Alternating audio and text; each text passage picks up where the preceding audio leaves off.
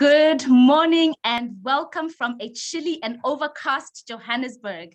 Welcome and thank you for joining us from different parts of the country and the continent and the rest of the world.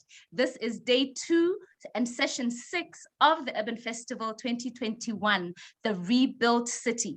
We have a fantastic lineup of discussions this morning and straight into the afternoon, so please be sure to remain with us throughout the day. I am Diteboho Machele. I am Program Manager, Sustainable and Resilient Cities at the South African Cities Network. We will start off with a 20-minute interview between our festival curator, Rashiq Fataar, and Jodi Allemeier on new city models for the South African context. This will be followed by a panel discussion from 10:30 to 12 noon on the race to decarbonise cities. The panel is made up of colleagues from the City of Tshwane, Sustainable Energy Africa, and the C40 Cities Climate Leadership Group. That promises to be an engaging discussion. Lastly, we will close off with the lunchtime session hosted by young urbanists who will take us through the 6 ways in which to improve city governance, and they will show us the city of Cape Town as a case study. So please do stick around for that. Now, as we start the session, please feel free to post your questions, comments, observations in the chat and to engage on our social media platforms with the handles at SA Cities Network and at Our Future Cities. Please use the hashtags UrbanFest2021, hashtag the Rebuilt City, and hashtag Urban Month. And we are also streaming live on our YouTube channel, SA Cities Network TV. Without any further delay, I will now ask Rashiq to take over the session with Jodi. Over to you, Rashiq. Thanks, Iteboho, and thanks, Jodi, for humoring me by allowing me to put you on the spot with regards to your tweet. And I'll just bring up the tweet. Jodi, of course, you should all follow Jodi on Twitter as @UrbanJodi with an I at the end. Often tweets ideas and thoughts and writes pieces which completely shift our perspectives and make us think and questions myths and perceptions about urbanism in cities. And this one in particular I thought was relevant to our theme, especially because today we have a session on how affordable housing at scale in inner cities could produce more sustainable cities, and another session about how we should have used public spaces and streets to help our cities and people recover and actually shift culture in the process. So I'll bring that up. Jodi, thanks for joining me today. Yeah. Thanks, Rashiq. It's nice to be here. You can get in trouble. So I'm just going to read it out and try to get a sort of deep understanding of what you were talking about. SA urbanism urgently needs to be decolonized. We think bringing people into close proximity to one another is going to lead to innovation in coffee shops, because that's the, in quotes, choreography of urban contagion. No, we have diversity in proximity. It's giving us burnt out taxis. So Jodi, the first thing that made me, I was like, okay, what does she mean now? I thought if you just bring enough people into mixed income housing in good areas, lots of good things are going to come of that. But you continue to say further on that we're missing what I call soft infrastructure, so programmed integration. So I just wanted to hear from your perspective, what prompted that tweet, and what are some of the layers we might be missing that you can't capture in a single tweet? Yeah.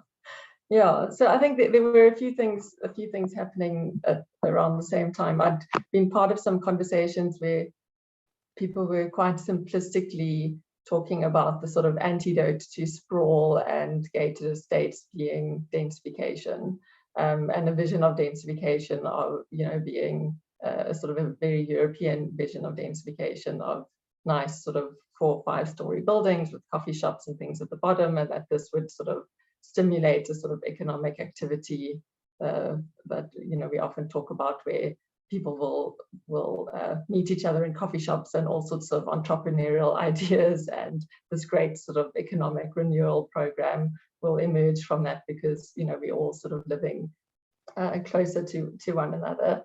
And at the same time that this conversation was happening, we had what was happening in Port Elizabeth, Quebec,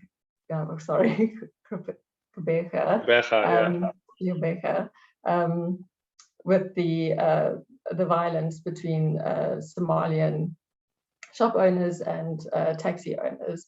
And that was what I was referring to there, where I was saying, we've got diversity in close proximity to each other, and actually it was leading to not necessarily innovation, but actually contestation over scarce resources and violence. And maybe that's also a simplification of what was happening there. But these two things happened, on the same day in my little bubble in my life, and prompted me to sort of put a provocative thread out there. In general, I think I'm dealing with a bit of a frustration in urban thinking, where I feel our urban practitioners and urban thinking are lacking a deeper understanding of our economic reality, and both our economic reality and our human reality.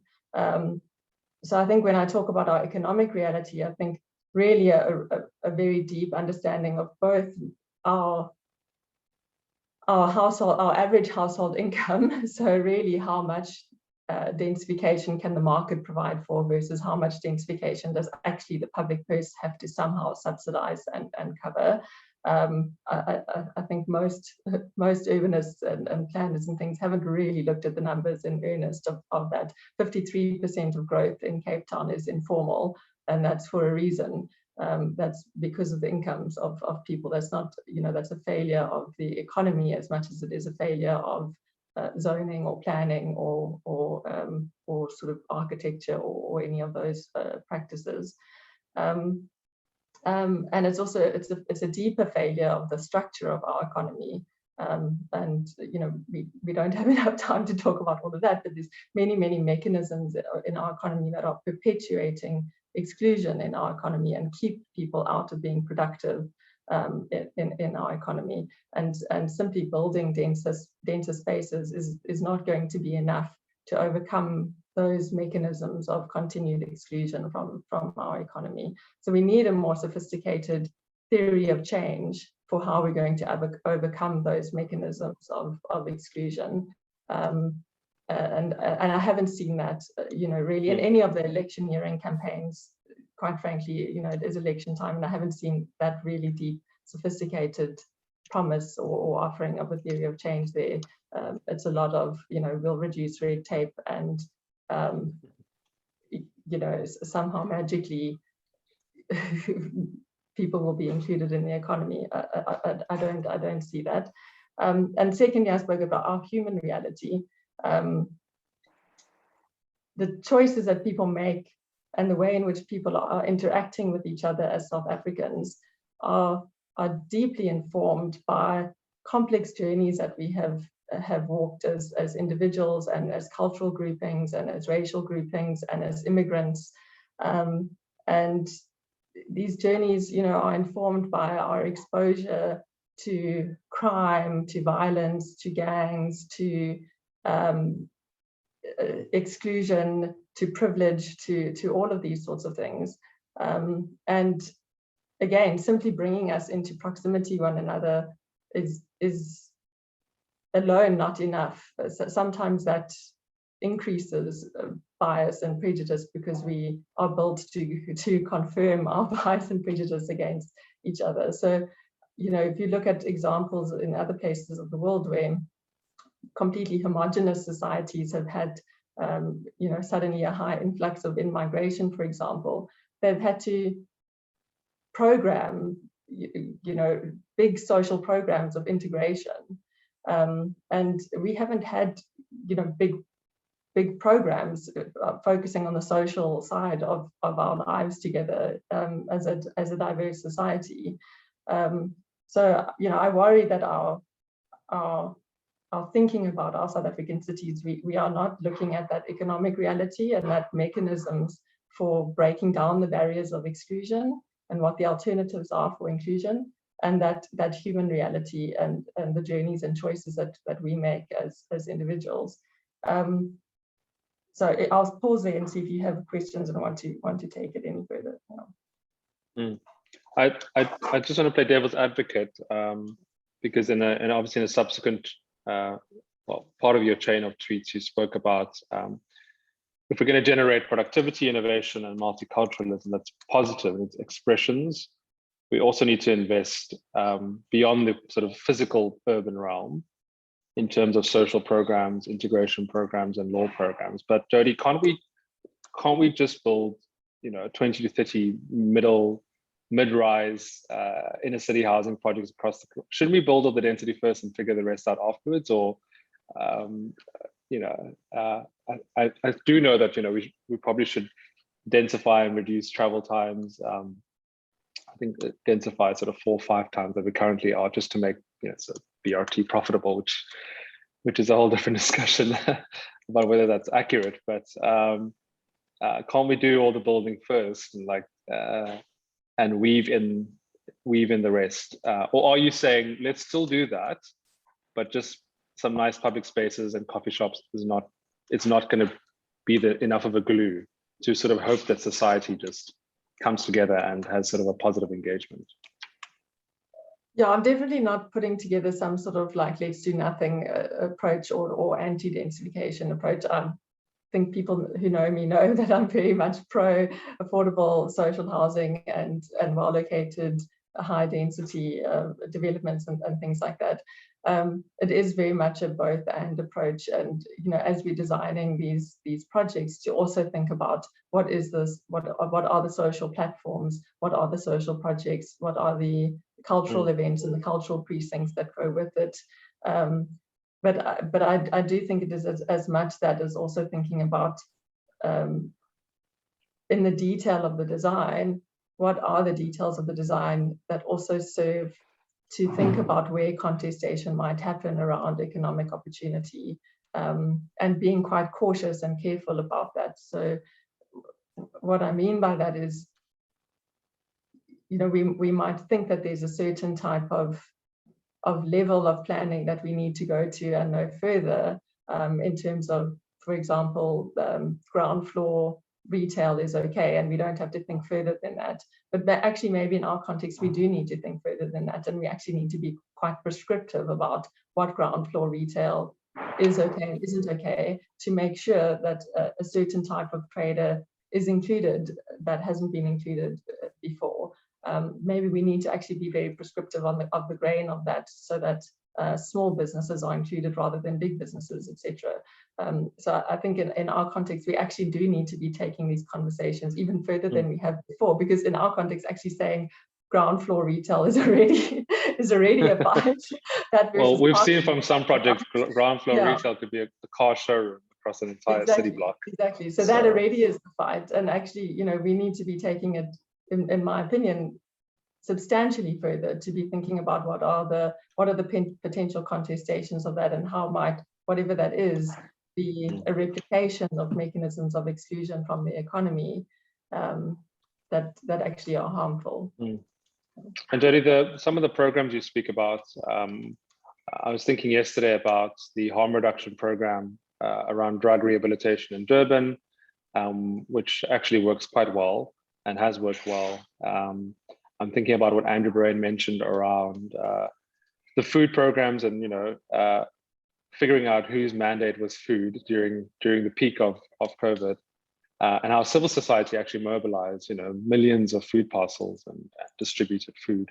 Are there some programs you can think of currently that could instead of creating entirely new programs or I suppose business models that are some examples you can think of that should be part of the way we develop going forward? I mean, I do think that you need to build on the sort of existing social infrastructure in any community.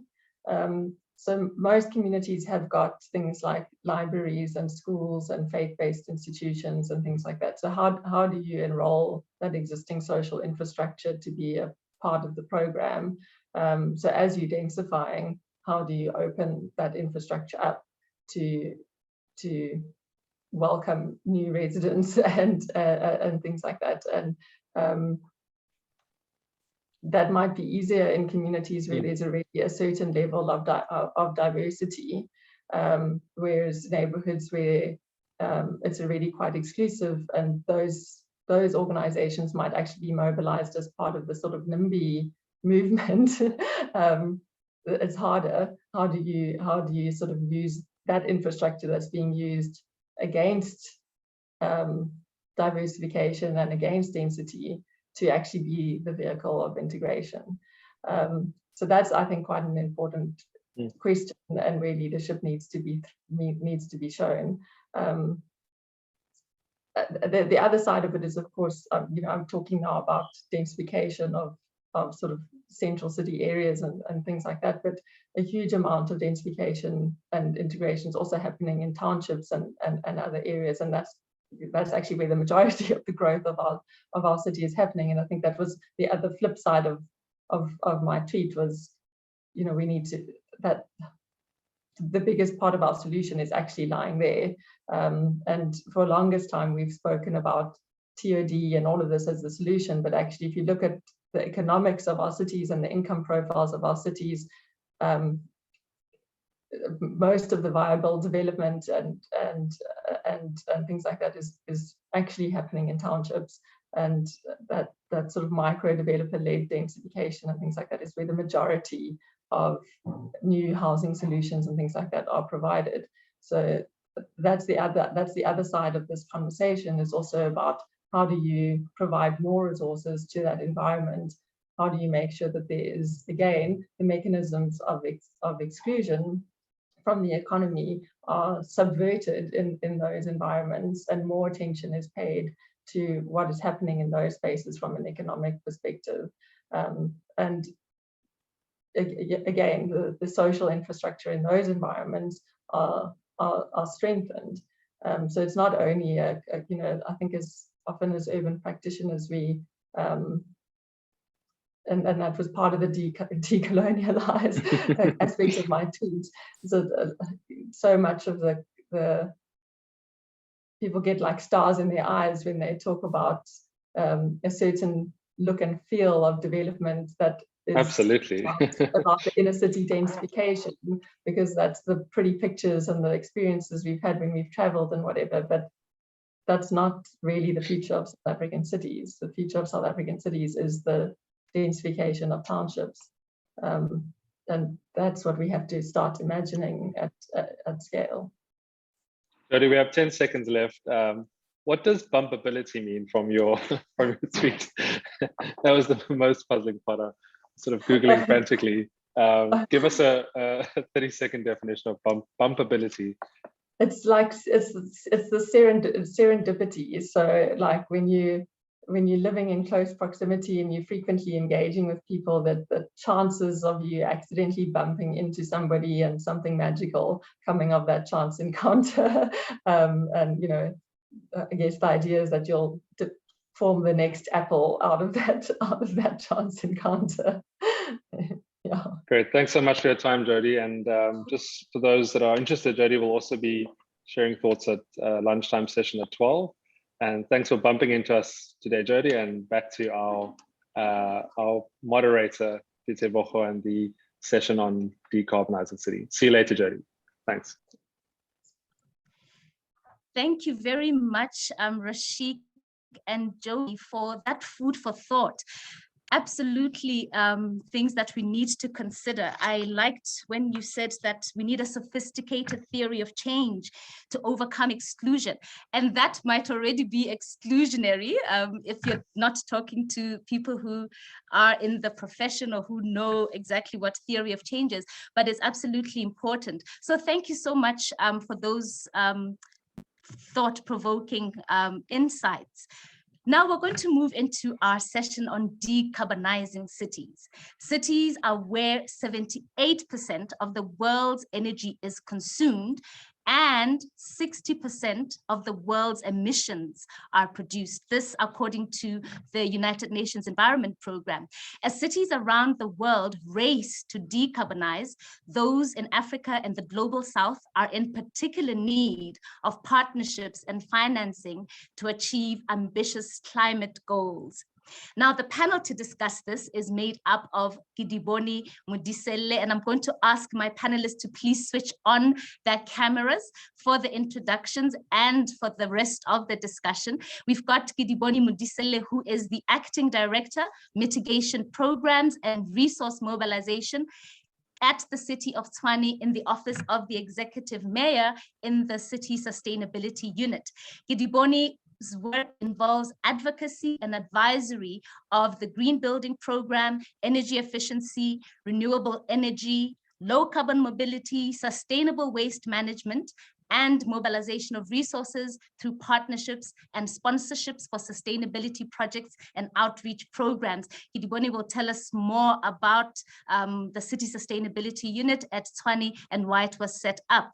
Then we are joined by Megan Houston Brown, who is the Director at Sustainable Energy Africa. Megan recently managed the C40 South Africa Buildings Program, providing technical support to South Africa's 4 large metros as they develop their net zero carbon policies and regulations for new buildings. We'll hear more about that, certainly, Megan. And lastly, we've got Hastings Chikoko, who really needs no introduction. Hastings is the Managing Director of Regions and Mayoral Engagement and Regional Director for Africa at C40 Cities Climate Leadership Group. He serves on the advisory board of African Center for Cities and also sits on the advisory board of the African Cities Research Consortium at the Global Development Institute of the University of Manchester. Thank you so much, Gidiboni, Megan, and Hastings for joining us for this discussion this morning. To get us started, I'd first like our audience to hear what each of your organizations does. Megan, I'll start with you to tell us a bit more about Sustainable Energy Africa, and then we'll go to Hastings, who will tell us about C40, and then I'll ask Gidi to tell us why the City Sustainability Unit at City of Tshwane was set up. Megan, over to you. Thank you, Ditebogo. And it's wonderful to be here and have this sort of hour chat with 2 wonderful colleagues and yourself. Sustainable Energy Africa is a not-for-profit organization, and we've been working with South African cities now for the past 21 years. So it's a really long history, starting really with making the sort of picture of energy visible in cities when it was still invisible, and then moving from that into planning and then actually into the implementation of sustainable energy transition. Thanks, Ditebogo. Thank you, Megan. Very important work that you do across the continent and in the Southern African region. Hastings, please tell us more about C40. Thank you so much, Ditebogo. C40 is a global network of cities that is focusing on securing ambitious commitments from mayors. And these cities are really mega cities of the world. So securing ambitious commitments of mayors and also really supporting high impact actions from these cities towards addressing the greenhouse gas emissions, as well as really addressing the impacts of climate change. Thank you so much, Hastings, and we'll hear more about the South African cities that are members of C40. Now, Gidi, a lot of cities in this country do not have city sustainability units. Why was the City Sustainability Unit at City of Tshwane set up? Just tell us more about that.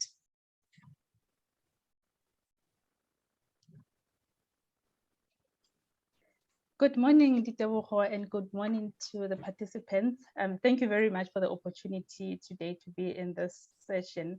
So City Sustainability Unit in the City of Tshwane is situated in the Office of the Executive Mayor. So it was established in 2013 with the mandate really of the unit to provide policy advisory, research and advocacy on sustainability and climate change mitigation and adaptation measures, with the need, I guess, to most importantly mainstream this adaptation and mitigation measures into city operations through the city service delivery mandate.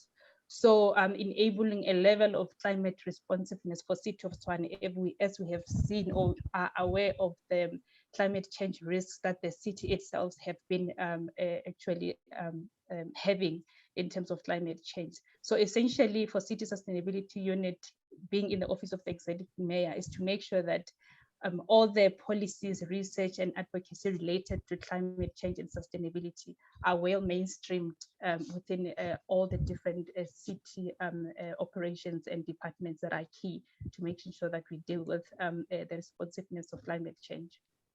Thanks, Ditebogo. Thank you so much, Gidi. And mainstreaming sustainability and climate change across city operations is something that we at the Cities Network are also really advocating for. So thank you so much for those brief overviews of what your different organizations do.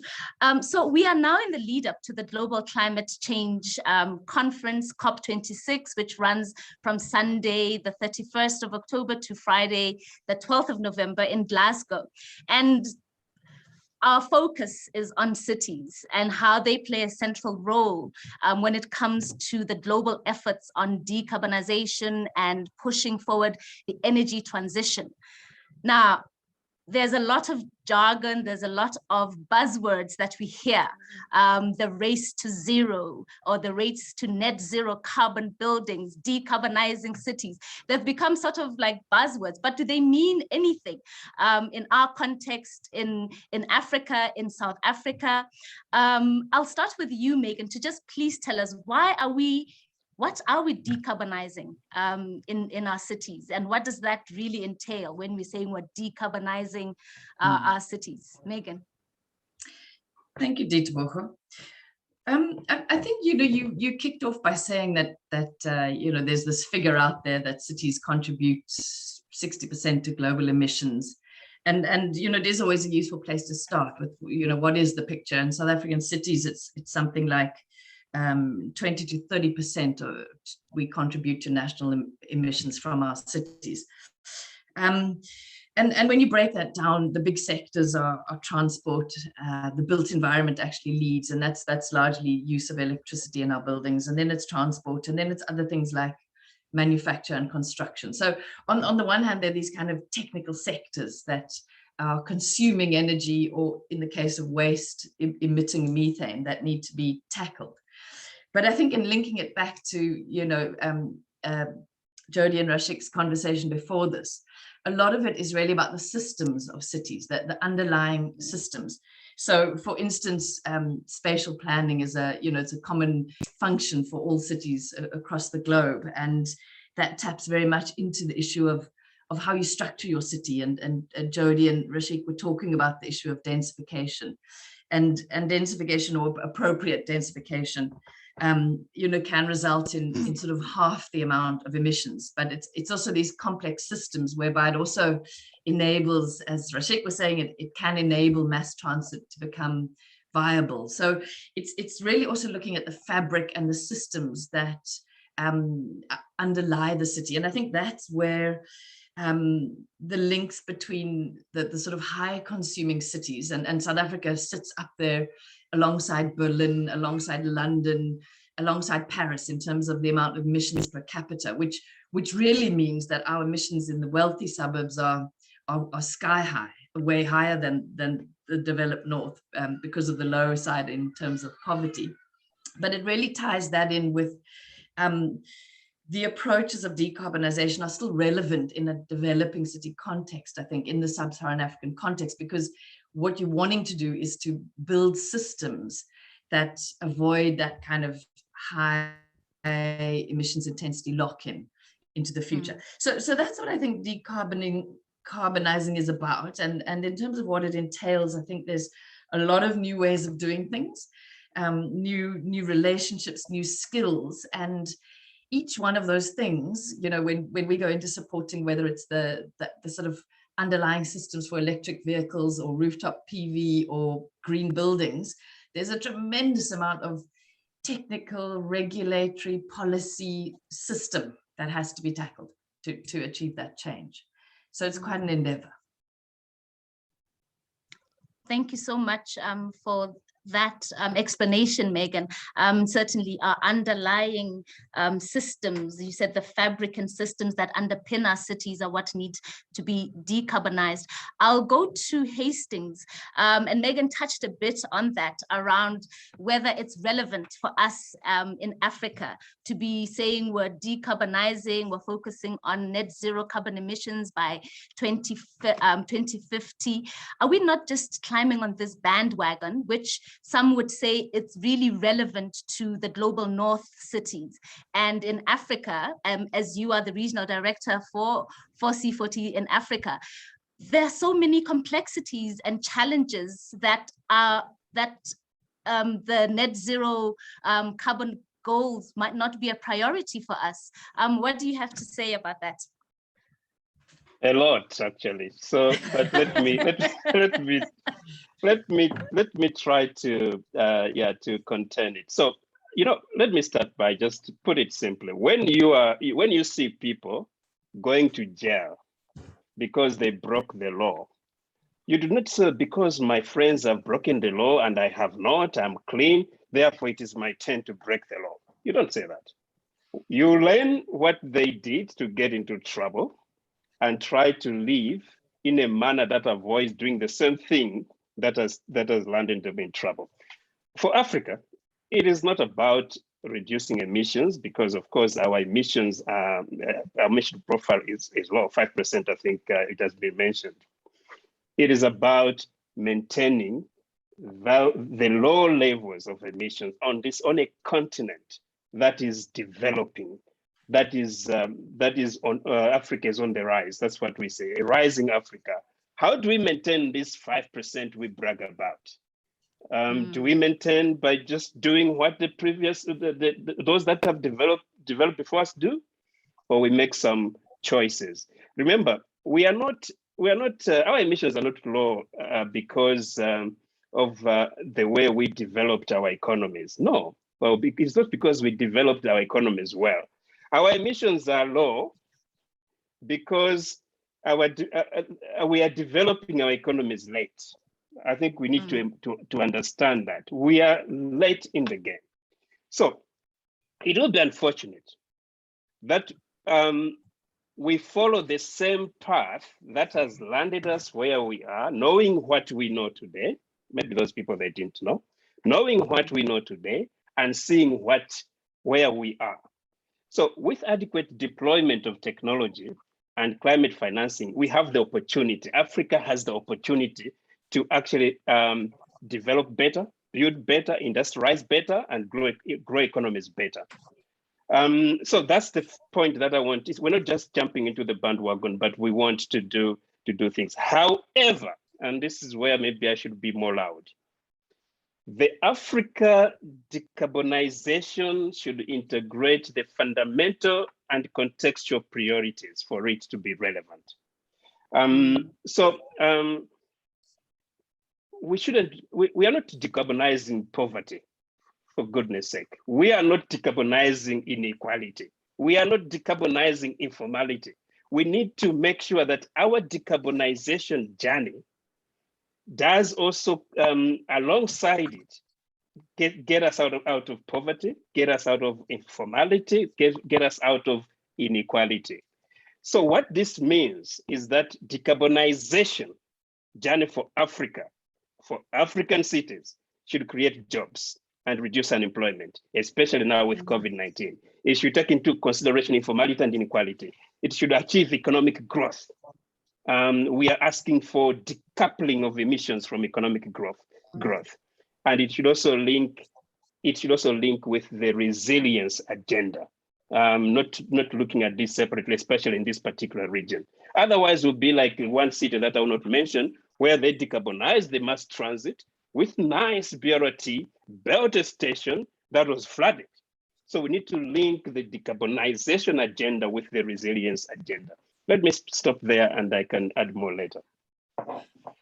Thank you so much. Yes, Megan, please can I just add to that, you know, I think there's this Katie, I'm sorry I jumped in there and your hand is up, but there's this delicious irony that on the one hand, the sub-Saharan African cities have already won the decarbonization race, in the sense, if you're only looking narrowly at decarbonization, they've got incredibly low levels of emissions, and as Hastings points out, it's for all the wrong reasons.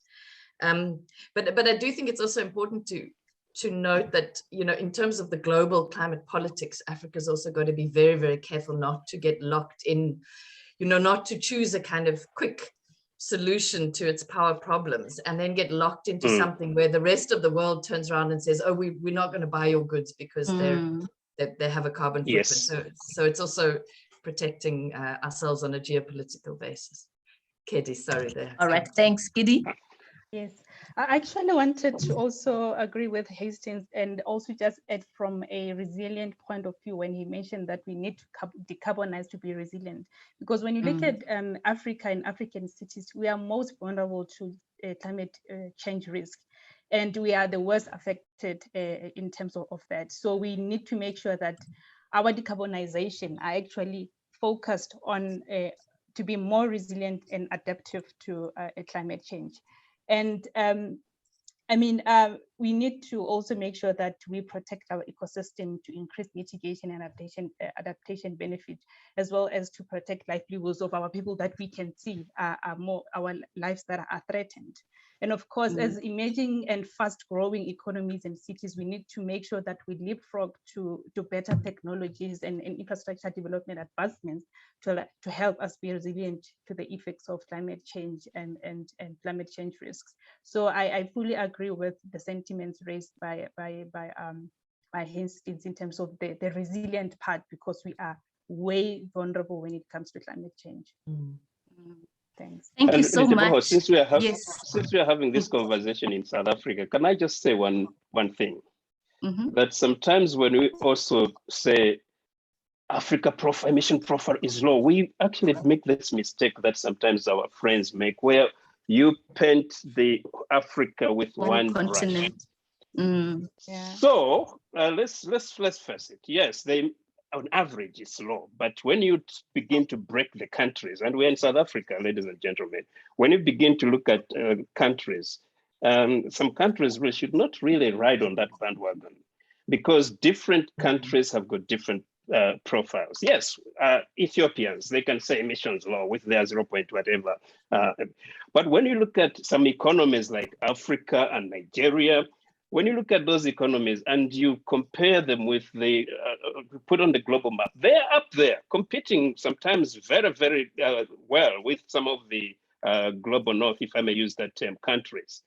So we need to be careful that we don't get complacent by just saying, oh, the continent, the emission is low. No. Let's look at our economy. Where are we at? So South Africa, let's look at South Africa. Where are we at before we say Africa emission is low? I'm just being a devil's advocate here. I hope people can react No, absolutely great. And I see we're already getting some questions in the chat, and we will come to those. Perhaps if I can take the one question that speaks directly to what Gidi has just talked about leapfrogging. Michael says, should we not be concerned with leapfrogging energy transition? How do you reconcile sustainability and job security concerning the impact of green energy transitions and the coal industry? Does anyone want to take on that question?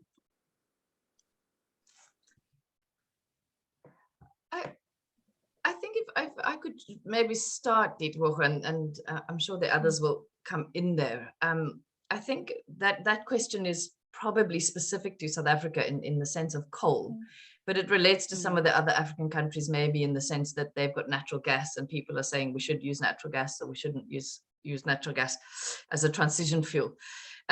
My sense is that a lot of these debates are going to simply be overtaken by the market anyway. So, you know, it's as it becomes cheaper to produce renewable energy, it's just going to, and it is going that way. just is what's going to be produced. And unfortunately in South Africa, Eskom, to build a big coal-fired power station is hugely costly, traditionally done by a national utility, and our national utility just doesn't have the finance to sort of keep producing coal-fired power stations. So I think the market is going to move to renewable energy anyway.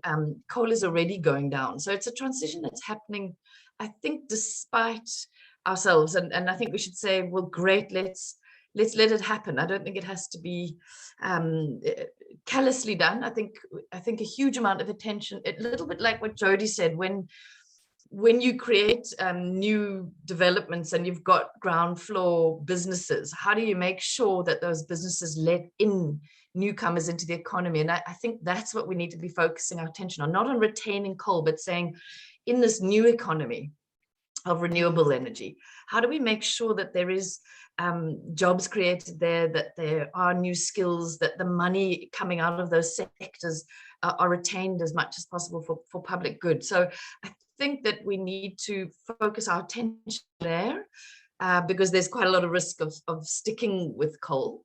And then in terms of the rest of Africa, I think we just need power. I mean, if we use gas for a small amount of time, it's going to be so negligible in the grander scheme of things. Africa represents, I think, 16 or 17% of global population, and it has 1% of installed power capacity. So, we've got there's a lot of room for growth there. And I think that naturally, again, the growth is going to, probably renewable energy will take over, but there's going to be some gas. There's, the transition is going to be messy. But I'm not sure if Katie or Hastings want to add to that. I want to agree with you, Megan, that I think the market will also influence this transition. I think when you look at the global economy, Africa is home to emerging and frontier markets. South Africa is one of the emerging markets globally, which means that there is more scope to actually grow the market. But now, as we seek to grow the market in African frontier and emerging markets, I think the trends are pointing us that the economy that is coming, there is a wave of new climate economy that is coming, and it will influence our choices. So that will, to some extent, is positive, that it will actually force us that as we augment the scarce energy on the continent, as we try to get energy security, we will look for alternative or sources of energy. The other thing is, when we just did a study. Let me just maybe bring it now. We've just done a study which will be released at COP26, and this has been a debate. And we have done a study, and we have figures where it is really possible to transition with jobs, to transition with well-being. So this whole sometimes notion which is propelled that when you transition, then how about jobs and that kind of thing? Just transition is possible, ladies and gentlemen, and visit that report and look at it. So we need to be creative, though, that when we are really arranging or putting in place this transition, we do not lose sight of those pressure points for South Africa: unemployment, inequality, and make sure how the transition can deliver those as well. Last point, there's also a link between this transition and improved health. We have released the core report, which also has included South Africa and in Johannesburg in particular. And it's clear that core of fossil fuels usage is a public health emergency. When you look at World Health Organization report and look at air quality, the projections for Africa, sometimes when I look at those figures and when I look at those projections, I feel like leaving these cities and go elsewhere. Okay, it's not as bad as India, yes, but we are still up there as a continent. Our report actually did a bit of modeling for Johannesburg of the core plants that are within the 500-kilometer radius and the impact on health in city residents in a number of cities. But I was single out Johannesburg because that's where we are. It is leading to, in 2019, core plants were responsible for about 2,000 premature deaths in Johannesburg. And the business as usual policies that we have now could actually increase those deaths by 39%. But what I wanted to mention is that pollution impacts people's lives and puts pressure on the healthcare system. So air pollution from coal plants may trigger about 50,000 asthma-related emergency room visits in Johannesburg. And that alone impacts the Johannesburg economy. The combined healthcare costs, number one, value of lives lost, and cost of the about 14 million days of work amounts to about 40 billion between 2019 to 2030.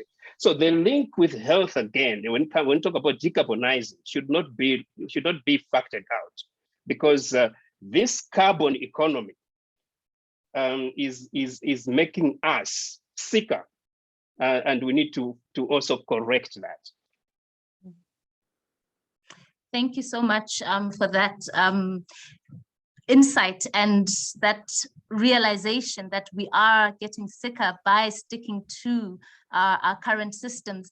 Gidi, would you like to say anything? Otherwise, I'm going to ask you a question around what City of Tshwane is doing, unless you'd like to comment on the discussion that we've just had now.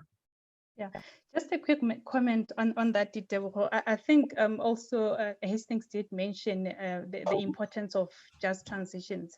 We're not saying that we just need to decarbonize for the sake of decarbonizing. Of course, bearing in mind the climate change risks that I mentioned, but it's also to make sure that we take people along. So the concern about jobs, yes, it's one of those things that as cities, of course, in the African continent, is the things that we are actually talking about. We are, working to implement through our climate action plans. So the part of just transition is part of the work that South African cities and African cities are currently doing. And also in terms of the appetite from the market in terms of renewables, there is a lot of appetite. And seeing the applications, for example, that we're getting from City of Tshwane in terms of business and the community wanting to install renewables, there is a lot of appetite, and there's tons and tons of applications that we're currently receiving. So already we need to, get ourselves ready. Actually, we are ready.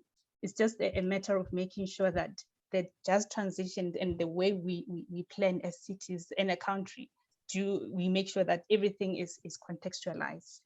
So yeah, yes. Good, thank you so much for that. And that links very well to the session we had yesterday on cities as engines for green jobs, and where the just transition was discussed, and the variety of jobs that are available in the new economy that we will be creating through the just transition. Now, Gidi, back to you again. What initiatives are you as cities, but in particular City of Tshwane, is undertaking to decarbonize and reach your emission reduction goals? There's also a question in the chat that talks about what practical projects you are doing in the sustainability unit. So tell us, what goals have you set for yourselves as the city, and what are you practically doing in an endeavor to achieve those goals? Thanks. Sure, thanks, Ditebogo. So maybe let me just start first as a collective of cities in Africa, what African cities are doing. And I did mention that a handful of African cities are actually busy with they've actually, some of them completed and launched their climate action plans. And what is very interesting is the collectiveness of what the cities are doing in their respective jurisdiction to come up with emissions reduction goals and targets, which somewhat brings hope of a shared effort for African cities solutions aligned to African challenges. So I thought that is one point that I should mention in terms of that collectiveness that is happening. So I think through this, as cities and as City of Tshwane, we are currently developing our climate action plan, which is very ambitious, by the way. Of course, this is informed by a scientifically informed climate change research perspectives to ensure that the decarbonization initiatives that we are putting forward are placed and well-fitting in terms of the mitigation and adaptation measures that we are putting forward. So in terms of our climate action plan as the City of Tshwane, there are, of course, scenarios and pathways and actions that have been put forward to make sure that we reduce our emissions, and more specifically in the energy sector, and the transport sector, and the waste sector. And also, in terms of our finalization of the climate action plan, we should be launching that after the elections. So we just want to make sure that we are not mixed within the silly season of elections, but rather wait for the political storm to just settle. So over and above that, I think the other things that we have done in terms of commitments to reduce our carbon emissions is making sure that we have signed up to a certain or a number of declarations. And I need to also mention that this we have done through the assistance of C40, and other cities have joined to make sure that as cities we decarbonize as much as we can. So some of those initiatives are around the net zero carbon buildings declaration, where the City of Tshwane is actually having its flagship program of green buildings. So we're looking at making sure that we most importantly make sure that our developments that are coming into the city are more greener. So we are currently developing or reviewing our green building policy and bylaw. So we're hoping that will be approved in the early next year. And also in terms of other initiatives, or maybe just to mention other declarations that we've signed on, is our air quality declarations and the renewable energy declarations. So this is just to making sure that we also are ensuring the necessary capacity and the mobilization of finances that we've mentioned previously, to make sure that all the actions that are within our climate action plan, we are able to implement and roll out. Because as you know, as South African government, I would say South African government or local government, we're very good in putting policies together and strategies together. But when you look at implementation, it's something else. So that is something that we are currently trying to make sure that once we have the fully fledged climate action plan, we are able to implement it with the necessary resources, especially finances. So in terms of the projects that we have been able to pilot, because remember, as I said, from the City Sustainability Unit, we are an advisory unit. And so we advise and mainstream sustainability work within the city departments. So what we've been able to pilot is essentially, especially in the build environment, where we have our Tshwane House headquarters. I think yesterday, one of my colleagues presented on Tshwane House. It's a 5-star green rated building. We have installed some solar panels in city-owned buildings. And we've bought, in terms of mobility, the city has some electric vehicles. We put up infrastructure in terms of charging stations for the public and for the city to use. So there's quite a lot of work that has been done. And in terms of from an adaptation point of view, because now I've been talking about a lot of mitigation projects, there's a cleaning of rivers where we've also partnered with NGOs to make sure that our rivers are getting cleaned. And recently, sometimes late last year, we have launched a program for climate change and environmental management education and awareness campaign, where we're working with NPOs to make sure that there is an understanding within communities when we talk about climate change, when you talk about climate action plan, so that our communities do understand what is it that we're talking about. So we don't want to, plan for people, but we want to plan with them. So essentially, that is the core currently what is happening in terms of the work that we're doing to educate our communities, and especially kids in our schools. And I think in a nutshell, that is what is happening in City of Tshwane. And of course, there is a lot of work that still needs to be done. And as I mentioned, in terms of finances, it's one of the key things that we need to make sure that we get right, both working with all the spheres of government, of course, national and provincial government. Thanks, Dieter. Thank you, Gidi. That is quite a lot that you're doing. And you mentioned that the City Sustainability Unit was set up in 2013. Can you just reflect briefly on some of the challenges, but also the ways that you've managed to start mainstreaming sustainability and climate change in city operations? What have been the challenges, but also the steps that you've taken? Sure.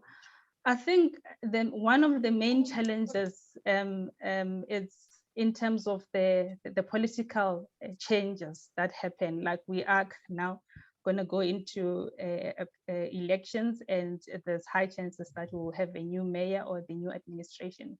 So sometimes that creates a challenge in terms of making sure that the new administration that comes in understand or continue with the work of sustainability and continue with the work that we've already put in place. So you would find that there are certain priorities a new administration has set for themselves, or a vision that they have set for themselves. And now there is a balancing act that we need to do to make sure that all those the work that we've already done is incorporated in that vision. But again, also the other challenge is in terms of a lack of capacity within the city. There is a lot of challenges in terms of capacity, educating our officials to also understand that their daily work actually is not should be done in conjunction with climate responsiveness. I mean, for example, a mere procurement of paper, for example, we need to make sure that each and every task that we do, it's in a way addresses climate responsiveness or sustainability. So the challenge is also in terms of making sure that our officials are well capacitated to understand that sustainability or climate change is not by the way thing, but it's something that needs to be incorporated in our everyday operations. And also in terms of capacity is, as you know, the human resources capacity. We are quite strained as the city in terms of human capacity. So you would find that a lot of officials, have to deal with a lot of things. And there is a feeling that, okay, sustainability, it will come later. Let me focus on my core work. Whereas there has to be that integration of sustainability within the work that we do as officials. So that is the main challenge. And of course, I did mention finances. There isn't any dedicated climate finance that we have as a city or as cities. So it's something that we also are trying to work around, as I mentioned, through the climate action plan that we are currently, we've just finalized. And I think maybe in terms of working through the challenges, one good point that I need to mention is when it comes to finances or planning for the city's projects or programs. So what we currently are trying to do is to make sure that all the projects or programs that are identified within the ITP actually respond to climate change also. So we have a system in the city called capital, we call it CAPS. I will remember the full name right now. And what we're doing as departments plan their 5-year or their 2-year programs, then what we come with our 10 outcomes within the climate action plan. Those outcomes then are incorporated to make sure that as those departments enroll projects, they make sure that some of the outcomes that relates to their programs are actually incorporated, and they are able to address the element of climate responsiveness or sustainability. But otherwise, there's also been a very good training, especially from the green buildings or built environment work, where we've been working with the likes of Sustainable Energy Africa and the Green Building Council to try and educate our officials, especially in the economic development and spatial planning. So there has been quite a lot of training that we've been able to get through partnerships, to be able to train those officials and also try to make sure that they incorporate the sustainable principles within the work that they do on a daily basis. Mm. Wow, thank you so much, Gidi. Megan, perhaps you can then come in around the work that you have been providing for City of Tshwane and other cities for the SA Buildings program. Can you give us some reflections on some of the challenges, but also some of the great strides that City of Tshwane has made? Thanks, Ditebogo. Yeah, I think it actually picks up a little bit on one of the questions in the chat around implementation and why is it so difficult. And Kedi's touched on some of the challenges. There's a tremendous lack of resources, and South African cities actually do an enormous amount with very few resources. So that said, the South African Buildings Program, which came through C40 and sort of probably one of the biggest kind of implementation action programs to get underway alongside the small scale embedded gen, which I'll get onto just now. Just to say that, it took the 4 big metros, and which was Cape Town, Tshwane, Joburg, and eThekwini, but Ekurhuleni is joining in as well. And they've made this commitment to net zero carbon new buildings by 2030. So all new building applications will have to have a very steep energy efficiency requirement, and then meet the residual energy with renewable energy. And those bylaws will come into effect in about 2025. It lines up very closely with the national regulations, which are being strengthened for a greater energy intensity, but it adds this renewable component from 2030 onwards. And the cities have developed policy, and I think pretty much across the board that policy has been through public participation and adopted in most of those cities, and there's now just a process of getting it into an actual regulation. And once that regulation's in place, then from 2025 you'll see the steepening efficiency, and from 2030 these net zero carbon buildings, which it sounds hugely ambitious, but in actual fact I'm sitting here and I'm fairly sure Hastings home is net zero carbon, and my home is net zero carbon. It's really not rocket science, actually. You drive enormous efficiency, and you can put renewable energy on top of that. And municipalities will also come up with schemes whereby households can procure it through the municipality, or other ways that make it cost effective. It can contribute, it's something like by 2050, that program alone, which is just the new build element, will contribute something like 10% of national emissions reduction. So it's really important. And of course, Kedi will tell you that that's one of their programs. They're also focusing on getting all existing buildings to be net zero carbon by 2050. So very ambitious. But maybe what's important is that it's not simple to do that. So the first thing is to get the cooperation of all of the departments within a city to commit to that kind of ambition.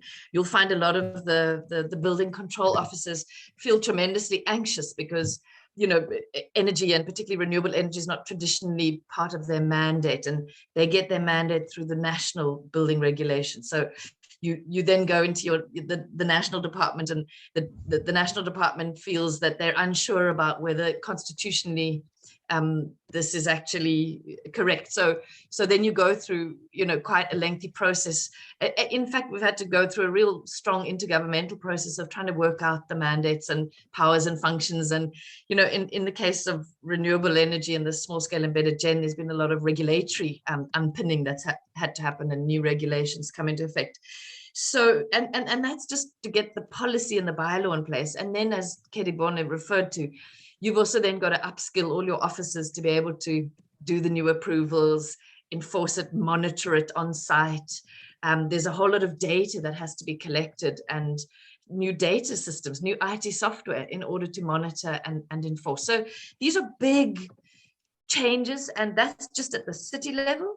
And at the market level, you're talking about a mass transformation of building materials, building approaches. All your designers, your architects, etc., have to be upskilled. You know, the structures of you know, air conditioning services, you engineers get paid according to the size of a lot of the services they install. So now you're asking them to install smaller services. It affects the whole way the building industry, in fact, operates. So these are the kind of little nitty-gritty details that have to be worked through. And at each point of working through, you get huge amounts of excitement and openness, but you also get resistance, and people are invested in what was there before. So it's always a process, and we've got this huge pressure to do it quickly, but these are human processes. They're not just technical processes. Thank you, Megan. Yeah, absolutely. And it's hard work, and you know, it takes years, and we need to understand that transitions don't happen overnight. There are processes, and they happen over generations sometimes, but hopefully we'll be able to manage that. Just to conclude one thing, I think there's a lot of fun in that space, and Katie can attest to this, and I'm sure Hastings as well. You know, the nice thing about that is you have to come together, and you have to work it out, and you have to bash heads, and actually there's a lot of energy in times of change, I think, that can be harnessed, and a lot of collaboration, and Katie Borner referred to the collective response of the city, and you know, Hastings will attest to that, goes, you know, across the cities, and now it's reaching into this whole region, and I think that's really exciting. And certainly the pandemic has also showed us how creative we can be and come together to solve some of our problems. Hastings, I'm sure you want to come in. I'd just like you to also touch, in addition to what you want to comment on, to touch on finance. It has come up a lot of times in our discussions, and access to climate finance for cities. What is C40 doing to assist with that, or what can cities do to access climate financing? We've seen in some of the comments that, you know, and Gidi also mentioned that we've got such great policies in the country, but the challenge is at the implementation level. And we've heard that some of that is linked to financing. So if you can please touch on that and other areas that you'd like to comment on. Thank you so much. So colleagues have touched on a number of areas, and let me just add, before I go to financing, let me add a couple, because I've also seen them mentioned in the chat. So let's first of all talk politics, because somebody has raised in the chat, South African cities, mayoral transition and all that kind of stuff. How do we sustain decarbonization when mayors are changing? So we need to also understand, on this decarbonization journey, we need to understand how cities are governed, and how we can influence the governance in cities towards this agenda. And when we talk about governance, we sometimes just rush to the mayor. The mayor is just one person. There are a lot of people with power and influence in the political system of a city. So we need to touch all spheres or layers of power in the city, besides the mayor. Once you actually touch all the levels of power in the city, sometimes it doesn't matter who the mayor is. That mayor can leave, another one can come. These other layers of power will force that person to do the right things. So let's indeed secure commitment of the current political leadership, the mayors that are there. Let's make sure that we have secured commitment to the agenda. But let's go beyond that and go to the councils that are in these cities. Because yes, those they change, but that's a bigger group. Maybe about some 30–40% will come back, and they'll offer continuity. So the councils, the council committees, let's also target those in terms of really understanding the agenda. When the mayor changes and the council is still there, of course, the mayor to push his or her agenda, we need the council influence. But in this political spectrum, there is also one player that sometimes we kind of like forget, and that's the voter and the citizens. So we also need to empower them, create awareness so that they can demand the right things. And right now there is a movement of demanding young people that were not there when I was young. Let's take advantage of that. Greta has just activated them. Let's make sure that the youth demand a better world that they will inherit, and empower them with information that they can demand that. So I think we need to look at the totality of the governance structure and the political dynamics. Then we also, Megan has talked about really collaborative, even Kediboni, collaborative approach in terms of bringing down silos in our cities, the departmental silos. That's fantastic, and that ensures success. But the silos should also be looked at citywide. So cities, universities, the business sector, they should work together. Somebody has mentioned in chat about TVET colleges. Yes, we need to ensure where will innovation come from? Where will skills come from? And cities should open platforms. Different players should come to co-create solutions for these problems. Then let's talk about finance. The starting point, Liteboho, I've said this before and I'll repeat, money does not just come. Money is attracted by strategies and policies and plans. If you don't have these, those people that provide money sometimes feel like this will just be like what do you call that, a jackpot, when you just win a raffle. You had no plan and all of a sudden you are rich, and sometimes it ends in disaster. The person was rich today and tomorrow you don't know what he or she did with the money. So the starting point is to have the plans right. Not just invest in some aspirations or some dreams of a mayor or campaign promises that were not backed up by evidence and data. So what cities are doing now is a fantastic starting point, getting policies right, getting plans right, solid plans that can be benchmarked internationally, that are based on data and not just emotions. Then once we do that, we need to create the understanding of how the financial system works. Where is the money, and what is required to do to get that money? We have a dilemma in that you have cities that have needs, and we have institutions that have money. These institutions, they don't know what cities need, just because the way cities package those needs is awful. Sometimes we, instead of focusing on the building a good business proposition, we just really are there mourning about problems, challenges, all these ways that I don't like. Yes, let's mourn about that, but convert that using data in terms of what are the impact actions that people need to invest in. People should not invest out of sympathy, but they should invest out of looking at the opportunities amidst the challenges and looking at the business sense. So the packaging of our projects that we take to finances needs to be improved. So some improving skills there.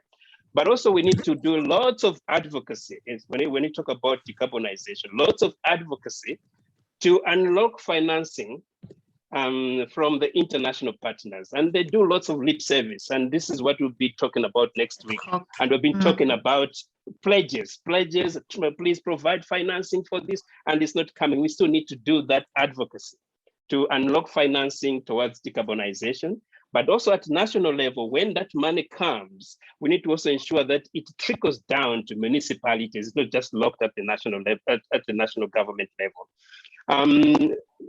Finally, on financing, we also sometimes don't just go and beg without also looking at what can we do with what we have. So we also need to look at our city fiscus and see how can we allocate some resources to either climate or COVID recovery, so that the external sources actually just fill the gap. I know that our budgets are constrained, but when you look at the impacts of some of the actions on or in other sectors, you'll find that it's actually important to invest in some of the climate actions. So let's also look at climate budgeting, being able to integrate climate change, as Kedibon was saying, in the municipality fiscus. So those are some of the areas that I can flag. Thank you. Thank you so much for those inputs, Hastings. And certainly that's something that we need to look at in our cities, how to provide the technical assistance for cities to be able to project package and access these funds. But certainly what Gidibone also mentioned, that they're already looking at their IDPs and how they can factor in climate responsiveness into already budgeted for projects. There is also some conversation around involving all of society. You mentioned the private sector, civil society organizations, academia is coming out very strongly as well as a key player in this whole race to decarbonize our cities. Megan, would you please comment on what type of changes need to happen? You mentioned a few earlier around the fraternity of the planning fraternity, architects, etc., and the systems that need to change for us to be ready to take on these ambitions that we've set for ourselves. So can you talk about what changes need to happen and in which institutions? I think they're extensive, and Ditabohu, because I know we're sort of running out on time, I might try and end not on such a technical note, but just to say that you know, one of the things that has come through, and I think it came through from Jodi's discussion, is how do we be realistic about the economic context, and how do we try to not impose sort of impossible scenarios onto African cities, and how do you really generate something that is appropriate locally? And there are all of those technical changes that need to happen, and it's that built environment, it's the ability to have a distribution grid that can be utilized by many different people and at different scales, which I think is really exciting. But I think we also need to look at the continent of Africa, going back to this, you know, there's this challenge always of it's very, very low carbon because it is, you know, it has not got the level of development that it needs to have because of the deep poverty and the global inequality. But there are also things within a kind of an African context that I think need to be heard, and we don't even know what they are. They need space to kind of emerge and come through. And there are, you know, I keep seeing things in the north that cities are saying, oh, look how snazzy we are.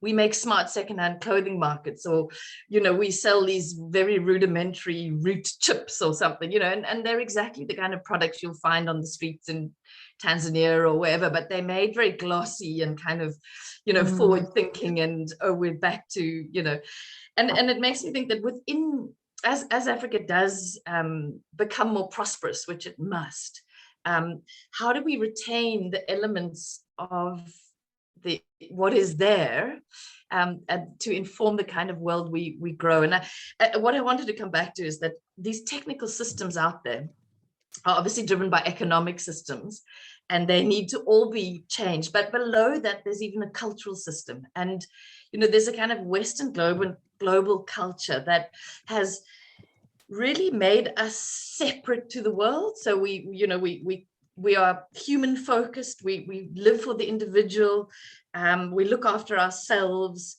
we see only the material world for starters, and it's externalized. You know, nature is externalized.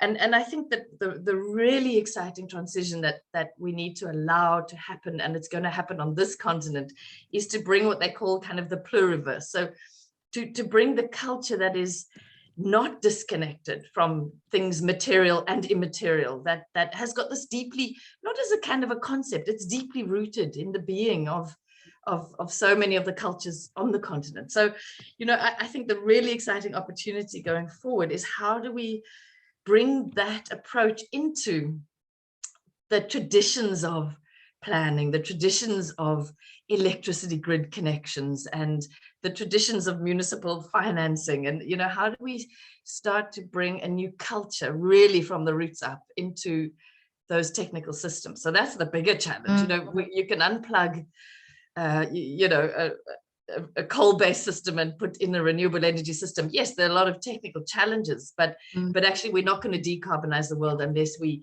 go deeper into a kind of much more cultural change. And we don't know what that's going to look like. And it's going to require a lot of being a bit quieter from the north and actually enabling and allowing and hearing and listening. I think Jodi talked quite a lot about that. And yeah, certainly reconnecting ourselves back to ourselves, and recognizing that we've got a rich heritage, a rich indigenous knowledge base that can really solve a lot of the challenges that we face on our continent. It reminds me of a conversation we had last year at the Urban Festival around reconnecting and reestablishing our relationship with water. And some of the conversations there were like, we have these water challenges across the continent because we have lost that connection, because water is part of who we are as human beings. It constitutes most of our bodies, but we have lost that connection. And the way we treat the feminine is what's reflected in how we treat water and abuse it and misuse it, etc. Hastings, would you like to reflect on what Megan has just put forward around our cultural heritage and reconnecting ourselves back to our roots? I will just reflect with one short statement that, you know, we need African solutions to the problems that we have. We need to resist copying solutions and just drop them in the African context, because that's dangerous. It's okay to understand what's going on out there. It's okay to learn. It's okay to be inspired. It's okay to benchmark. But where the rubber hits the road is, what is it that we implement? And really, that's what I like about Megan's point. What we implement should fit within the context, should fit within the culture. It has to be African. It should have African complexion. Thanks. Jodi, do you have any reflections on that? How do we even begin to start those conversations? If you look at the technocrats at City of Tshwane, how do you even begin those kinds of conversations? Yeah, sure. I mean, it's so much that actually we can learn from even the villages around us. I mean, for example, we now and again talk about indigenous way of doing things, because those old ways assisted our elders to actually adapt to some of the climate challenges. So why not also involve them in the way we plan? Because sometimes we get too caught up or excited about, you know, jargons and plans and ideas, and we forget to go back and consult, which is the mistake sometimes we do as professionals. So I think it's very important to, you know, bring people together. What is it that they want to see in terms of, when you talk about their future and protecting their future, what is it that we're talking about? What is it that they're currently doing that can be matched with what the city is trying to implement on the ground for and with them? So I think it's very important to take that into consideration, and also bearing in mind the social and economic challenges that we have as African cities.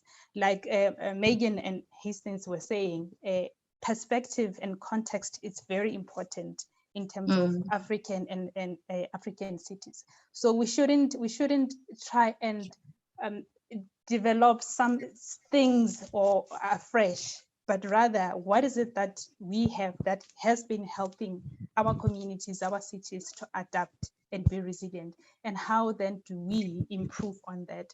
So I think it's very important also to make sure that we strengthen also the relationships that we have with our communities, because sometimes we get too caught up into our air-conditioned offices, into our ideas, like I said, without having the context of what is it that the people on the ground are experiencing, and how can we then try to, as a collective, try to to fix our communities and our cities. So for me, I think what is important is consult, communicate, get even ideas from the communities. We've been talking about young people. There's a lot of knowledge from young people, and City of Tshwane is a very youthful city, and there is so much that we are getting in terms of ideas and new knowledge from young people, and from the elders and the women. And now we're talking about inclusivity also, and we need to make sure that there is that blend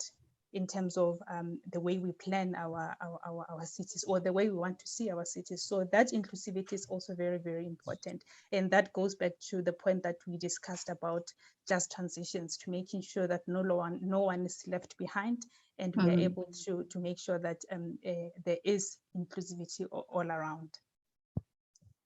Thank you for those. I mean, the empowering the youth and communities, Hastings, you mentioned that earlier.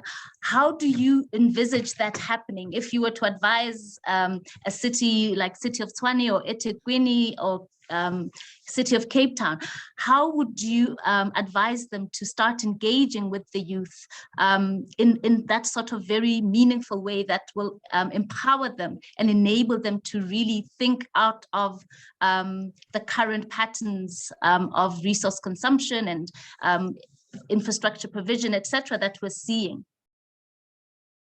That's a very good question.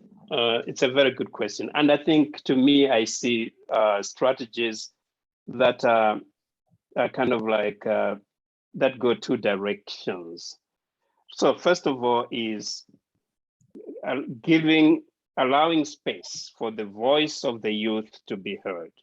And the South African cities, let me commend them, as they were developing their climate action plans, they made sure that the aspirations of the youth were integrated.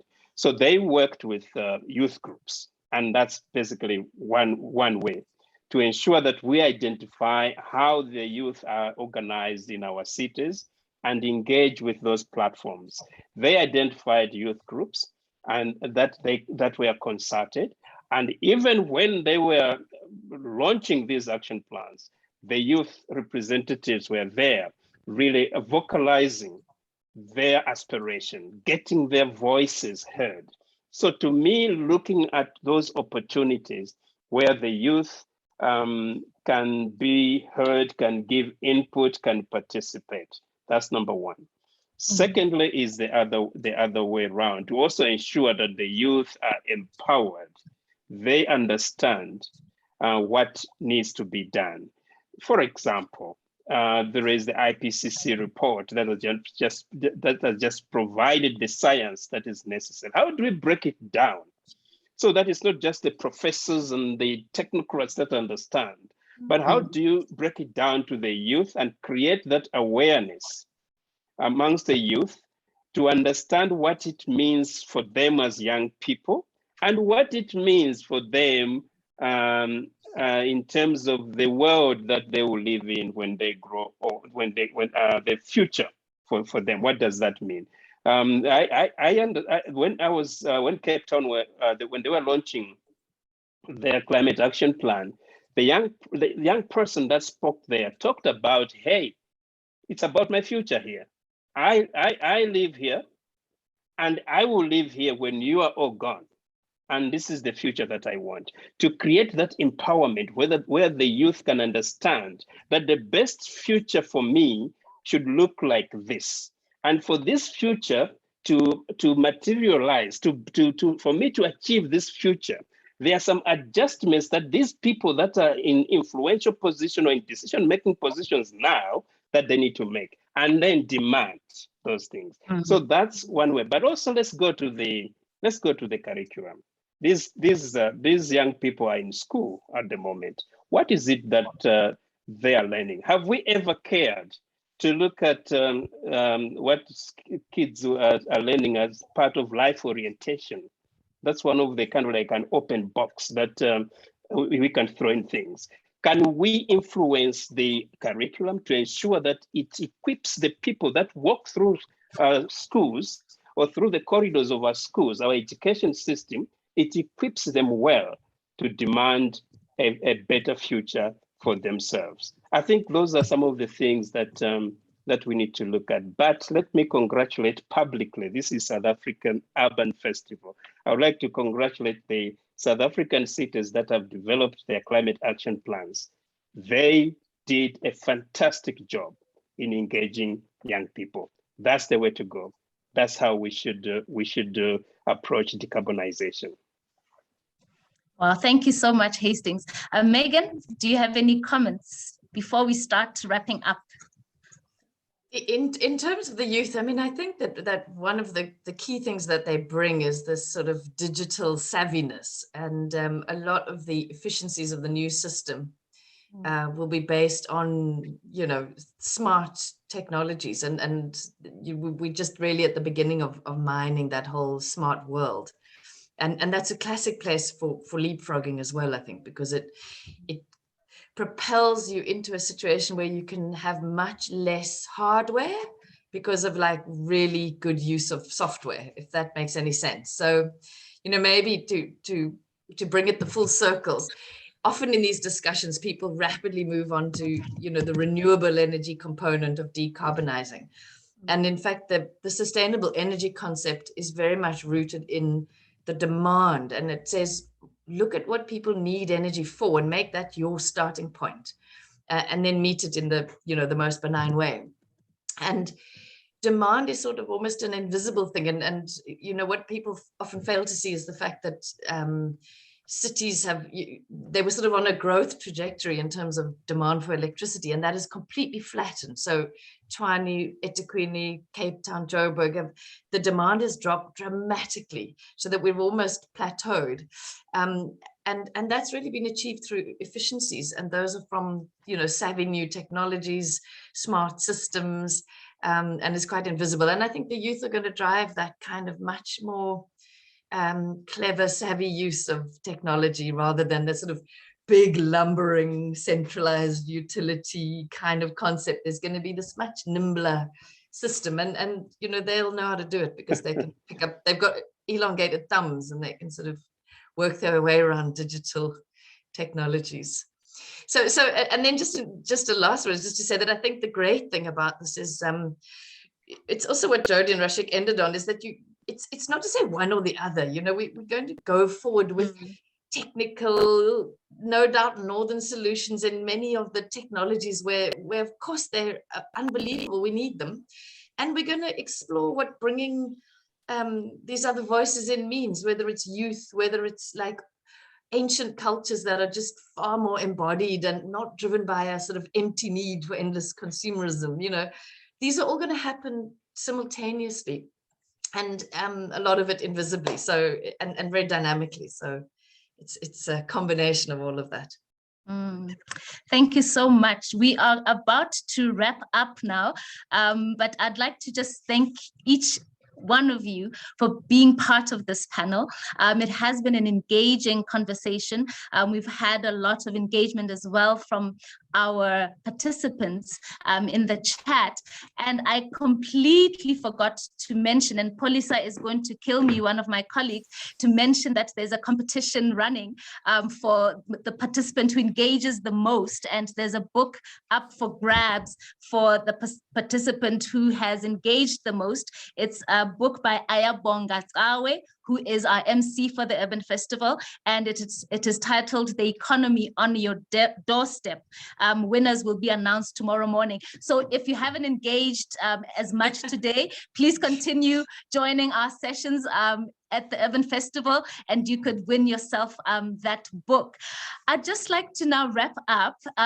We've talked about the race to decarbonizing and how that is still relevant for our continent, and more especially as a tool that will enable us to address a lot of the challenges that we face with our urban development, the deepening inequalities that we have, our urban sprawl, rapid urbanization, and that I liked the analogy that Hastings used, that we have an opportunity to stay out of jail. And it is very clear that the opportunities are immense in the way that African cities, and in particular South Africa, can transition in a just way. We talked about how we can empower citizens, especially the youth, on taking this work forward and making sure that they are well informed and empowered and enabled to participate in the just transition and in the race to decarbonize our cities. We talked about finance and what is required for our cities to be able to project package properly so that they can access the climate financing that is available, and that is going to be part of the discussions at COP26. We talked about coming back to ourselves as African and tapping into this rich cultural heritage that we have in solving our own problems. So thank you so much, Megan, Kidiboni, and Hastings. I'd just like to now give you an opportunity to say any last closing remarks that you'd like to make. Thank you. Megan, I'll start with you. I think my closing remarks would really be around I think it's sort of the fact that we really do need everybody in the room. You know, when I listen to someone like Jodi talking, I think, oh dear, we're far too technical, and we really need that sort of nuance in terms of the economic realities and the social dynamics. And then I sort of relax and realize it's okay because Jodi's doing that. And as long as we're talking and as long as we're, you know, and I think that extends to everything. So we need to get out of the mindset that there's sort of one governance head and then a body. And actually it's really got to be inclusive because we need all of those perspectives in the room. And then the other one is just to say, I think we give in this country, we give ourselves quite a hard time. And I'd also just like to commend the cities. We've seen, you know, if I look back at the time that I've worked with cities, I think we've seen a phenomenal amount of progress that often maybe people on the street don't see as much. And given the resources, the fact that we've got this revolution of small scale embedded generation, we've got this incredible efficiency that's happened in the energy sector. Yes, transport, we didn't really tackle it. I saw the comment there, is still a challenge. A lot of things are still challenges, but I think that there's been an impressive amount done. And I think the most recent sort of update of the climate action plans that C40 has been supporting the cities to do has created a kind of attraction that we've never seen before. So we're on the brink of a really exciting phase. Thank you. Hastings. Thank you. I think my closing reflection will be on COVID-19. Having said all these things, colleagues and ladies and gentlemen, let's understand that we are in the middle of an emergency. It's actually an emergency within an emergency. So COVID came when we were dealing with a climate emergency. Of course, somebody has mentioned in the chat that, of course, COVID is now like it has grabbed the attention of everyone. My concluding remarks is that as we recover or manage COVID-19, let's take this as an opportunity for creativity and innovation, and really ensure that we build back better and build to last. So whatever we do to address or to rebuild, to rise above the situation that we are in because of COVID, let's actually try to say, can that be green and can that be fair? So if governments are busy giving economic stimulus to get businesses or some other economic sectors back on the rail, can that stimulus also address this other emergency? Can we be creative enough? If we are creating jobs for those people that have lost jobs, can those jobs be green? If we are trying to bring back the mass transit or the public transport that was hit by COVID-19, can we take this as an opportunity to do better? So let's build back better, but also build to last, because according to the IPCC report that has just been released, this particular region we call our home, the hazards, the climate hazards are really worsening, therefore projecting that we are gonna even face more impacts of climate change. So if we recover from COVID-19 and we miss the opportunity of actually building to last, we will recover from COVID-19 and then we'll be taken back, because this other emergency then will take its toll on us, because we did not factor it in when we were building. Those are my closing reflections. Thank you, Hastings. And at the Cities Network, we say that we give cities the voice to air whatever it is that they would like to air. And so I would like to give our city of Tshwane, the last word in this session. Jodi. Thank you, Ditebogo. You will translate that later. So I think in case of decarbonization, it's not as scary as it sounds. Yes, it's a whole lot of jargons that we're dealing with in terms of this transition that we're liking to see in our cities.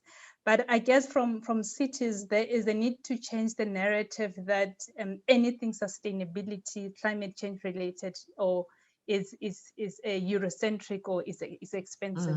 There are ways in which we can make this decarbonization adaptable to our African challenges. So the plea is to have open minds, to have open discussions, so that we are able to transition as we should, to be able to protect our ecosystems and our livelihoods as African cities and as a continent at large.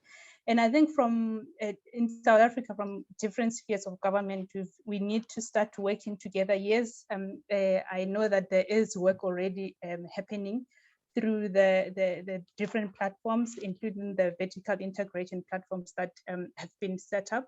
But I think there needs to be even more consultations. I mean, for example, in Gauteng city regions, yes, there are those conversations, but I guess there has to be, even more consultations to make sure that whatever we plan as cities, those plans are also aligned. So you wouldn't want to be seeing City of Joburg or Ekurhuleni doing something different from what City of Tshwane is doing.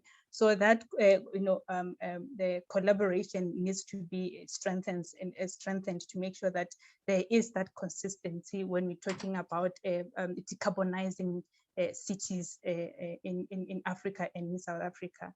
So with that, I think Ditebogo, thank you so much for the opportunity and giving us a City of Tshwane and on behalf of other cities to just share with our participants what is it that we are working on. And of course, there will be a communication and further stakeholder engagements that we'll be having.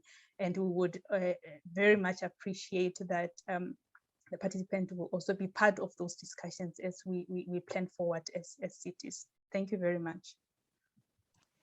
Thank you, everyone. Thank you to the panel. Thank you to the participants. It has been a fantastic, engaging discussion and food for more thought and discussions at a later stage.